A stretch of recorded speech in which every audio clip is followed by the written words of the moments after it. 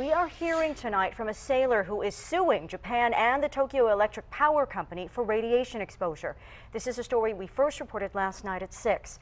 Lindsay Cooper was stationed on board the USS Ronald Reagan when it was sent to aid those affected by a devastating tsunami. 10 News reporter Jennifer Jensen reports on Cooper's accounts of that day and her greatest concern. Jen?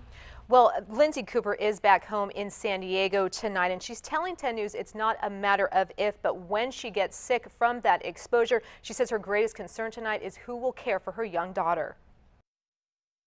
The world watched in awe as these plumes from the Fukushima nuclear power plant hung in the air last March. The same plumes which sent radioactive debris on and around the USS Ronald Reagan, just off the coast of Japan, with roughly 5,500 sailors on board. One of those sailors was 23-year-old Lindsay Cooper. The debris and the teddy bears and the pictures that you saw in the water, that was real. The radiation, we couldn't see that. We could only trust what our command was telling us.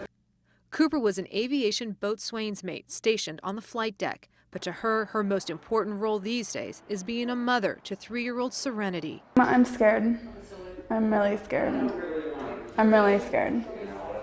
That if I'm gone and I have no one to take care of my daughter, like who's gonna tell her what happened? Her attorney, Paul Garner, wants the country of Japan and the Fukushima plant to take responsibility. He says they knowingly lied about the levels of radiation as these sailors worked and cleaned the flight deck of the Reagan close by. The personnel who were on the flight deck of the carrier had to do that with contaminated water. And then their clothing was taken away from them and discarded because it was radioactive. In addition to Cooper, he says there are 8 other sailors and an infant of one of those sailors who are now sick, ailments from radiation poisoning.